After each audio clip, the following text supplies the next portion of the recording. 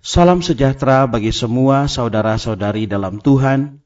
Di tengah masa pandemi yang berkepanjangan, yang kemungkinan mengauskan iman dan harapan kita, kami dari Yasperin ingin menguatkan anak-anak Allah dengan program Firman Tuhan di tengah pandemi.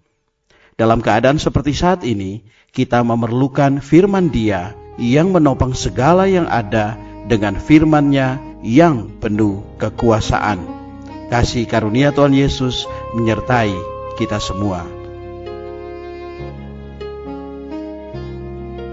Saudara-saudari yang dikasihi Tuhan Yesus Kristus, selamat bertemu kembali dalam program Arus Hayat Voice. Judul kali ini adalah Jangan Membangkitkan Kemarahan di Dalam Hati Anak-anak. Pembacaan Alkitab saya ambil dari kitab Efesus pasal 6 ayat yang keempat. Dan kamu, bapak-bapak, janganlah bangkitkan kemarahan di dalam hati anak-anakmu, tetapi didiklah mereka di dalam ajaran dan nasihat Tuhan. Saudara-saudari, sebagai orang tua, kita perlu mengetahui apakah artinya membangkitkan kemarahan di dalam hati anak-anak. Itu berarti Anda menggunakan wewenang Anda secara berkelebihan, atau Anda menekan mereka dengan kekuatan fisik Anda. Sebab bagaimanapun Anda lebih kuat daripada mereka. Atau Anda menekan mereka dengan kekuatan uang. Anda berkata kepada anak-anak, kalau kamu tidak menurut, tidak kuberi uang. Kalau kamu tidak menurut, tidak kuberi makan dan pakaian. Saudara-saudari, hidup mereka bersandar kepada Anda. Anda menganiaya mereka dengan uang.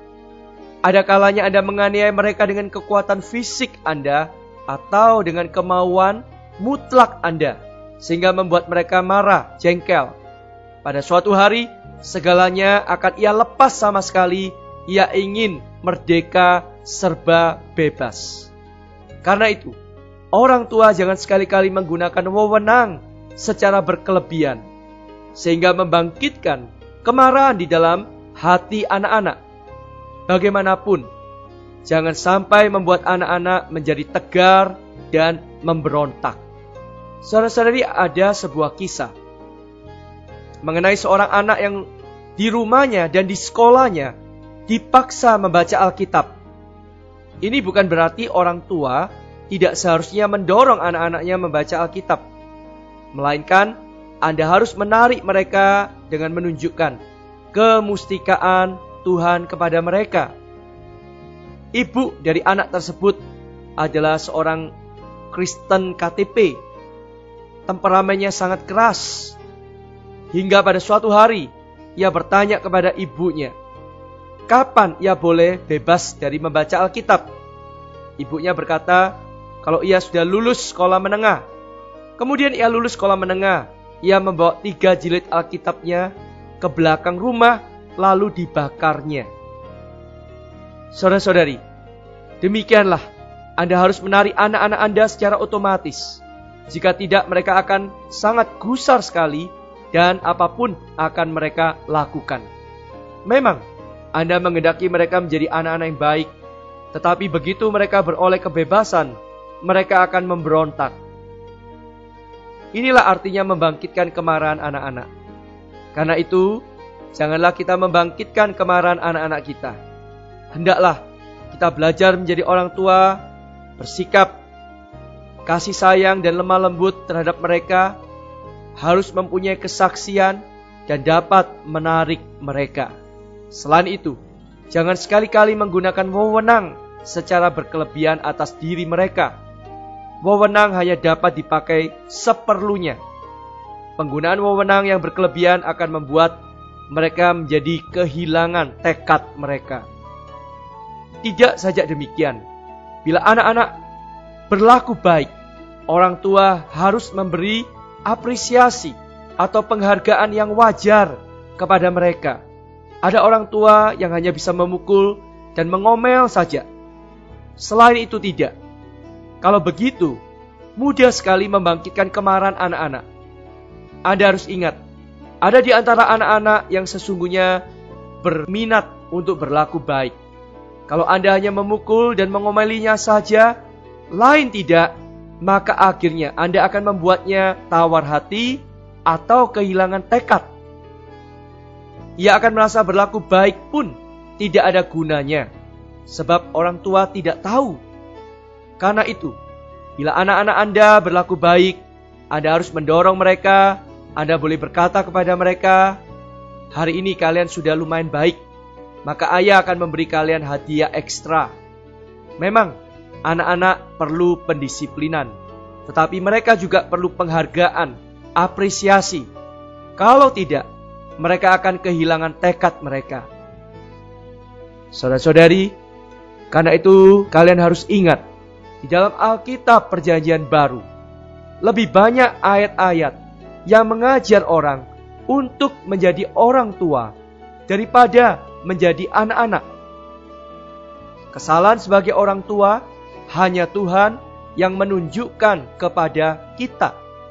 Kesalahan sebagai anak-anak sudah dikatakan oleh manusia hampir di seluruh dunia, maka kita tidak perlu mengatakannya atau sedikit saja. Alkitab menunjukkan kepada kita, sesungguhnya karena kekurangan perasaan para orang tua mengakibatkan anak-anak menjadi gusar dan kehilangan tekad mereka. Itulah sebabnya masalah orang tua perlu kita perbincangkan secara khusus. Karena profesi sebagai orang tua lebih sulit daripada profesi yang manapun di dunia ini. Para orang tua harus mencurahkan segenap semangat, kekuatan, membuang waktu untuk menjadi orang tua. Jangan sekali-kali tanpa perasaan. Saudara-saudari, sebagai orang tua, janganlah terburu-buru menuntut anak-anak kita mematuhi kita. Tetapi terlebih dulu, tuntutlah diri kita menjadi orang tua yang baik di hadapan Allah. Kalau Anda bukan orang tua yang baik, dengan sendirinya Anda bukan orang Kristen yang baik. Allah mengaruniakan anak-anak kepada orang tua, bukan mengendaki orang tua menjadi salib bagi anak-anak mereka, melainkan mengendaki orang tua belajar menghormati kebebasan, kepribadian, dan jiwa anak-anak di hadapan Allah. Mari kita berdoa. Tuhan Yesus, belas kasihanilah kami agar kami menjadi orang tua yang sesuai dengan kehendak-Mu. Kami menyadari kami masih banyak kekurangan, masih banyak perkara yang kami perbuat, sehingga kami sering membangkitkan amarah di dalam hati anak-anak kami. Tuhan Yesus, kami masih perlu belajar dalam banyak perkara, hidup di dalam Roh-Mu yang berhuni di dalam kami. Roh-Mu memimpin kami. Ya Tuhan, supaya kami sebagai orang tua bisa mengajar anak-anak, membimbing anak-anak kami seturut perintah dan nasihat-Mu. Di dalam nama Tuhan Yesus kami berdoa. Amin. Saudara-saudari, demikianlah firman Tuhan. Sampai bertemu di kesempatan berikutnya. Kasih karunia-Nya menyertai kita semua.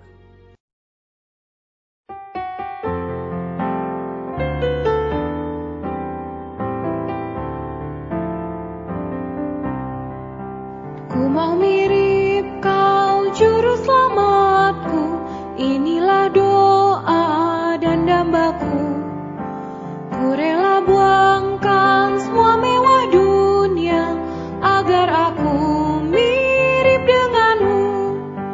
Ku mau mirip Kau, seperti teladanmu, Juru Selamatku nan penuh cinta, teguh dan manis, tak pernah ubah, bentuk-Mu terukir di hatiku.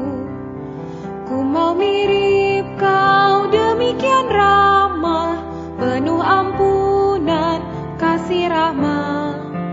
Bantu yang papa, hibur yang duka, cari yang dosa dengan gairah.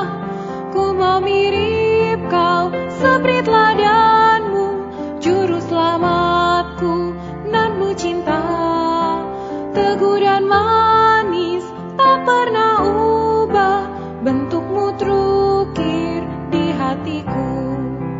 Ku mau mirip Kau.